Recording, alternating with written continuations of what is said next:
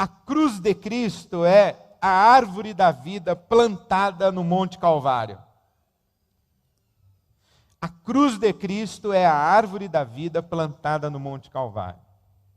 Quando eu li esta expressão do Santo Ofício da Cruz na tradição ortodoxa, cristã ortodoxa oriental, eu logo imaginei que esta frase, esta declaração, a cruz de Cristo é a árvore da vida plantada no Calvário, bem poderia ser um resumo de toda a teologia do apóstolo Paulo nesta carta aos Romanos. Porque lembremos que, conforme a narrativa bíblica, no Gênesis, o ser humano, ele não está diante do bem e do mal. Lá no Jardim do Éden, o dilema humano não é escolher entre o bem e o mal, e ele escolheu o mal. A narrativa bíblica diz que no Jardim do Éden, o ser humano estava diante de duas árvores: a árvore do conhecimento do bem e do mal e a árvore da vida. Portanto, a escolha era não entre o bem e o mal, mas sim entre a morte e a vida. Porque o ser humano, mesmo antes de comer da árvore do conhecimento do bem e do mal, ou de praticar aquilo que a teologia convencionou chamar de pecado original, mesmo antes do pecado, o ser humano era mortal. Era mortal.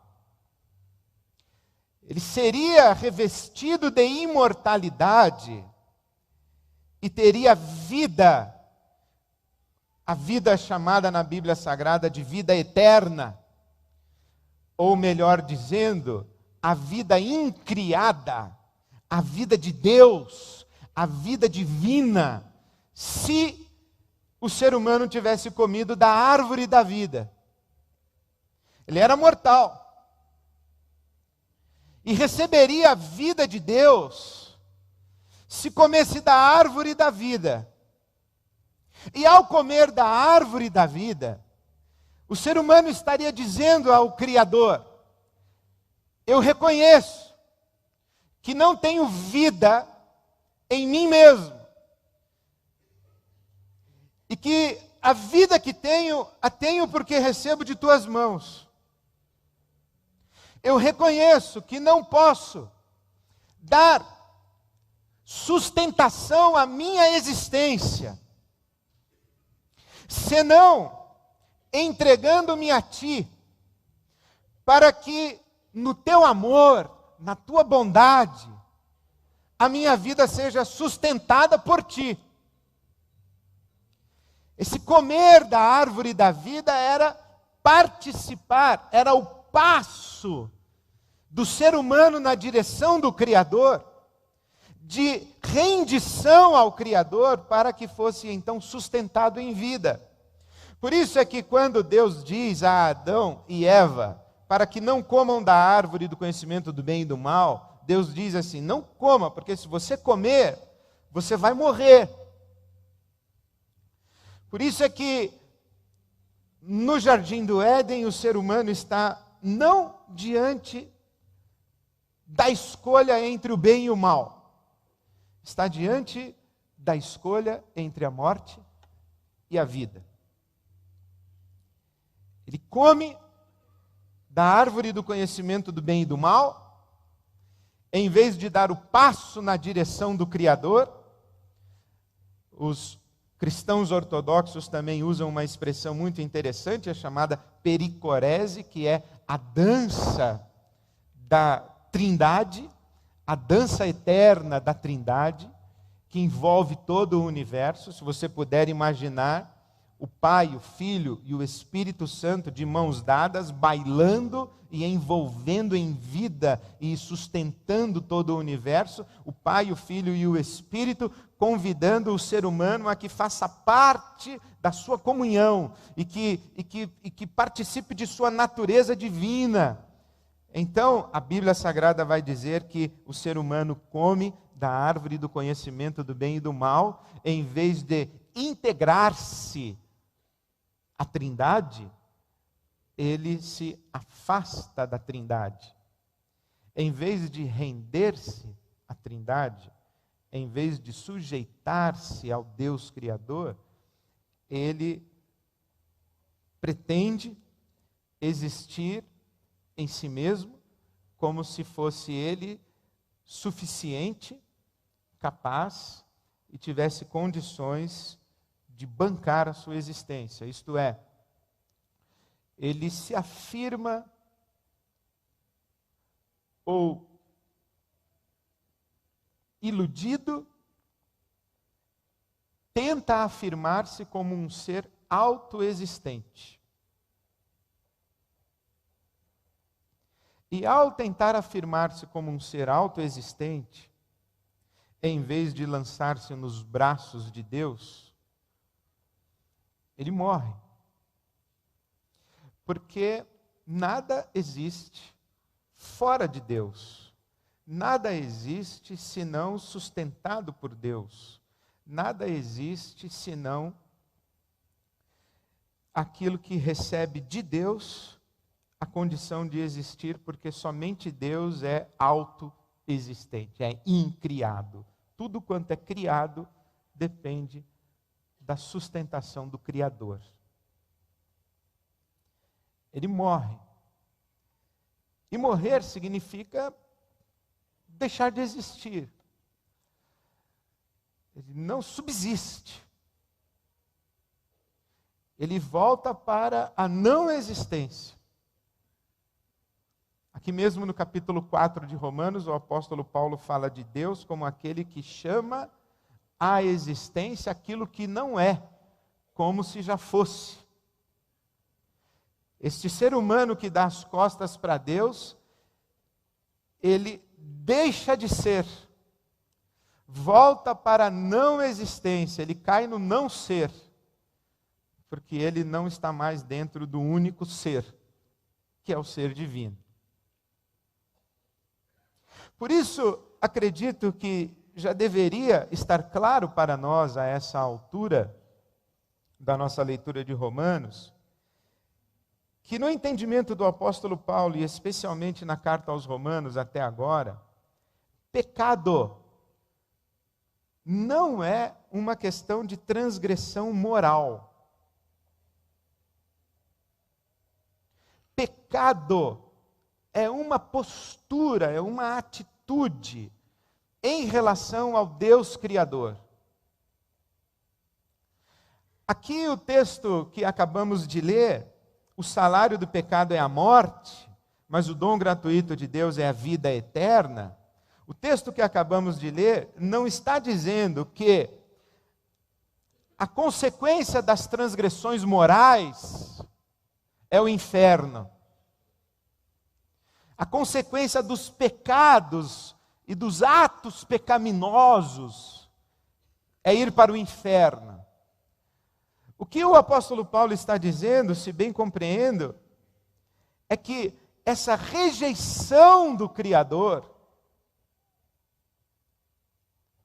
tem como consequência cair na não existência. É por isso que o dom gratuito de Deus não é meramente o perdão aos pecados. O dom gratuito de Deus é vida. Porque o grande problema do ser humano não é que ele faz coisas erradas e que Deus não gosta. O grande problema do ser humano é que ele é mortal. O nosso grande problema é que nós não somos tudo quanto Deus imaginou que deveríamos ser, tudo quanto Deus, no seu propósito eterno, desejou que fôssemos. Nós somos seres humanos ainda inacabados. Eu tenho para mim, lendo a Bíblia Sagrada, que o grande finale da obra de Deus na criação do ser humano é quando esse ser humano come da árvore da vida e é integrado na comunhão da Trindade. E se torna participante da natureza divina. Segunda carta de Pedro, capítulo 1, versículo 4. Então, quando Deus olha para nós, Ele diz assim, aqui está um ser humano, mas ainda não está pronto. E ele será plenificado quando comer da árvore da vida. Mas ele não comeu da árvore da vida, ele deu as costas para nós e foi embora. E ele então ficou condenado a existir como ser inacabado. Ficou condenado a existir não apenas como ser inacabado, mas como um ser que está fadado inexoravelmente à morte. Porque ele só pode ter vida se estiver conosco. Longe de nós não poderá continuar existindo. A morte vai acabar com ele. E esse é o nosso dilema. Por isso é que Jesus vem como ser humano, e como ser humano ele tem o caminho oposto do caminho de Adão. O caminho de Jesus não é dizer não ao Pai. O caminho de Jesus é o caminho de dizer sim ao Pai. É isso que Jesus faz. E porque ele se rende ao Pai, e porque ele se entrega ao Pai, e porque ele se lança nas mãos do Pai, dizendo, a minha comida e a minha bebida é fazer a vontade do meu Pai. Porque ele, Jesus, diz, capítulo 5 do Evangelho de João, o Filho não pode fazer nada senão aquilo que o Pai faz.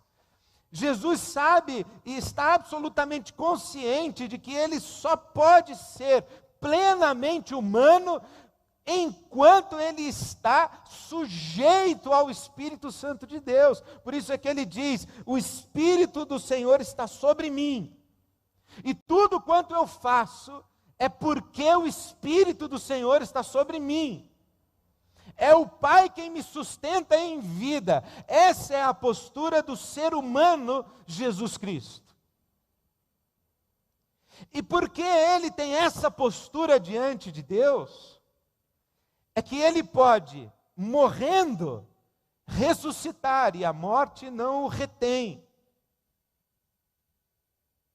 E é por isso que ele, Jesus, então, é o portador e doador da vida eterna que Deus concede a nós.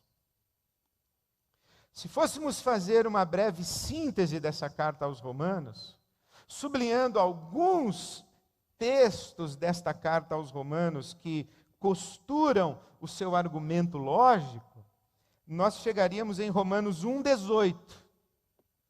A ira de Deus é revelada dos céus contra toda a impiedade e injustiça dos homens que suprimem a verdade pela injustiça.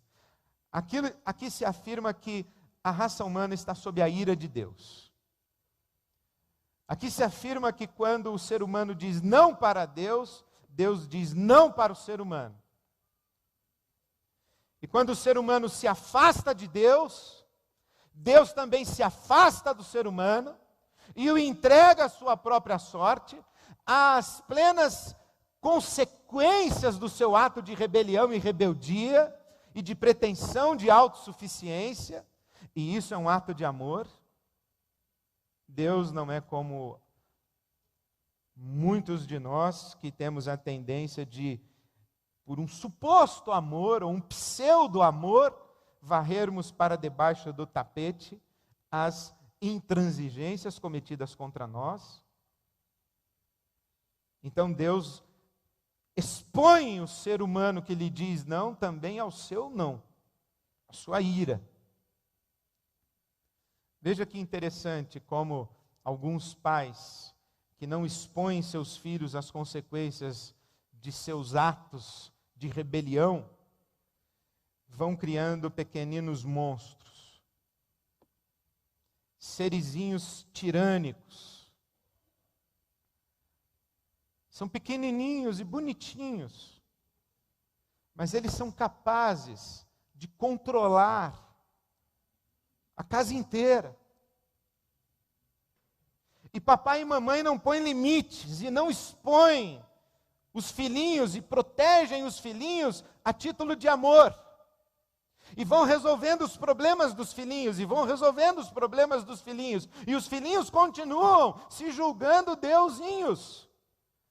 Eles acham que eles podem tudo, que o mundo gira ao seu redor.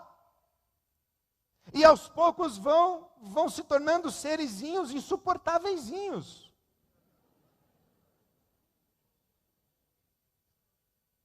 Mas não é assim que Deus faz. Então Romanos 1,18 diz: você me disse não. Você está sendo prepotente de me dizer não. Então eu também lhe digo não. Vamos ver onde isso vai dar. Vamos ver onde isso vai dar e se você vai se enxergar. E enxergar e entender que você não pode me dizer não. Depois nós chegamos a Romanos capítulo 3, que responde à pergunta de quantos seres humanos disseram não para Deus. De acordo com a Bíblia Sagrada, todos. Romanos capítulo 3, versículo 10. Não há nenhum justo, nenhum sequer. Não há ninguém que entenda e ninguém que busque a Deus. Todos se desviaram, tornaram-se juntamente inúteis. O que é inúteis? Não é inútil, você não presta para nada, não. É inútil no sentido de sem consistência, sem sustentação, vazios. Quem disse não para Deus? Todos. A pergunta então é como é que a gente volta para Deus? E como é que a gente reata a nossa relação com Deus? Capítulo 3, versículo 20. Ninguém será declarado justo diante de Deus, baseando-se na obediência à lei. Em outras palavras, o apóstolo Paulo está dizendo, não é possível voltar.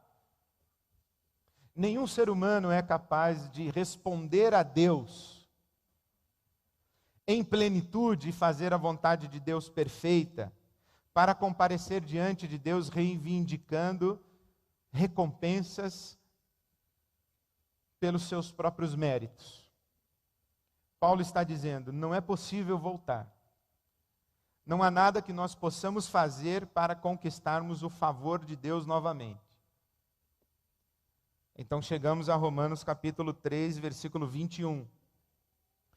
Agora se manifestou uma justiça que provém de Deus, independentemente da lei, da qual testemunham a lei e os profetas. Justiça de Deus mediante a fé em Cristo Jesus, para todos os que creem. Não há distinção, pois todos pecaram e estão destituídos da glória de Deus, afastados de Deus, longe de Deus, sendo justificados gratuitamente por sua graça, por meio da redenção que há em Cristo Jesus.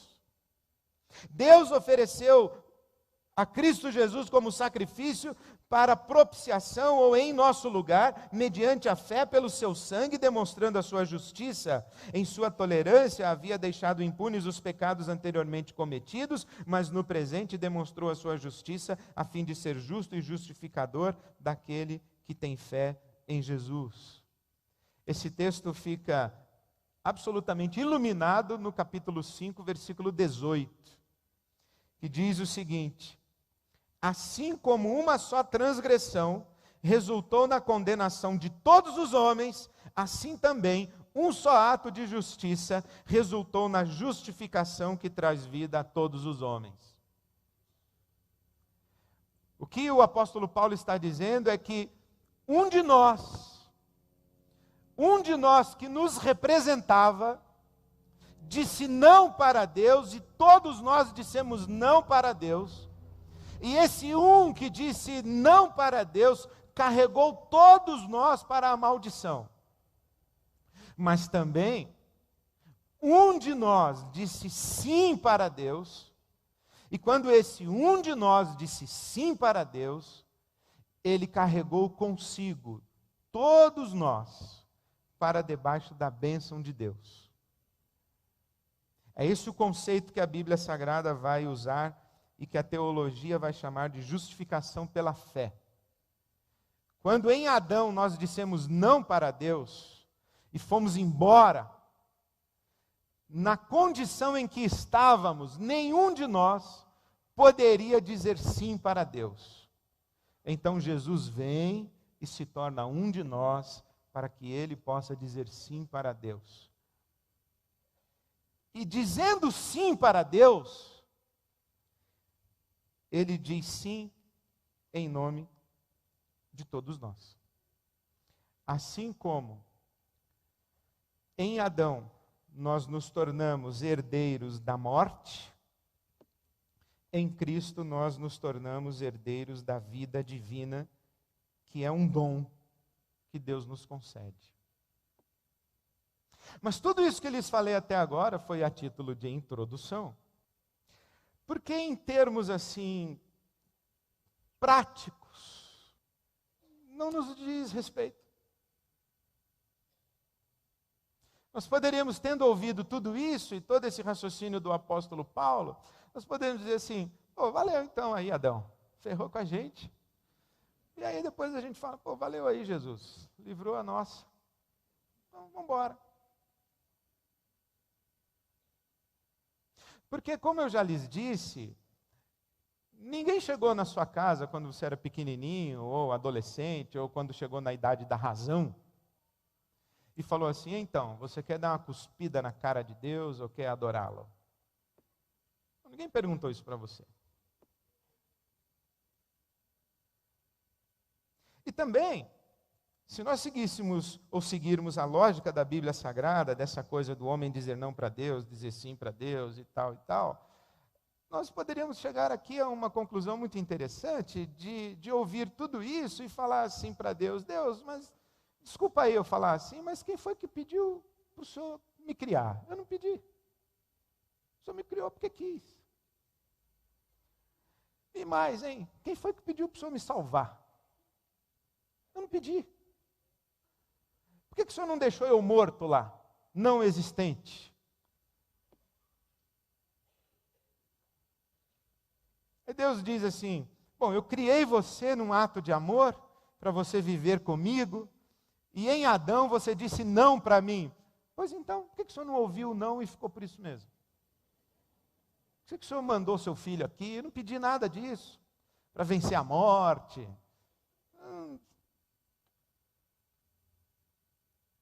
Talvez Deus não tratasse essa nossa conversa com Ele com esse bom humor que eu estou tentando tratar aqui. Mas o fato é que você está aí. Tendo pedido ou não, você está aí. Você não pediu para vir à existência, não pediu para nascer. Deve estar pedindo para não morrer. Né? Você está aí. Você tem que viver. E o que você faz com a sua vida? Então eu queria tirar essa reflexão de até agora, do andar de cima, da metafísica, da espiritualidade, daquilo que concerne a Deus, porque tudo isso aqui concerne a Deus. Nas mãos de Deus estão todas as prerrogativas até agora. Deus diz assim, eu vou criar. Ok, Ele é Deus. Eu vou criar um ser à nossa imagem e semelhança. Ele é Deus, Ele pode criar o que Ele quiser, do jeito que Ele quiser. Eu vou criar um ser e vou definir a minha relação com Ele, sendo uma relação de amor e liberdade. Eu dou amor e Ele diz se quer receber o meu amor ou não. Ok? E se Ele disser não? Se Ele disser não, eu vou amar tanto, mas tanto, que Ele não vai ter como dizer não, Ele vai acabar dizendo sim. E se Ele disser não e for embora de mim, eu vou buscá-lo, eu vou trazê-lo de volta. Tudo isso aí depende de Deus, está entendendo? Tudo isso aí está no coração de Deus, está na prerrogativa de Deus. Então eu digo para Deus assim, Deus,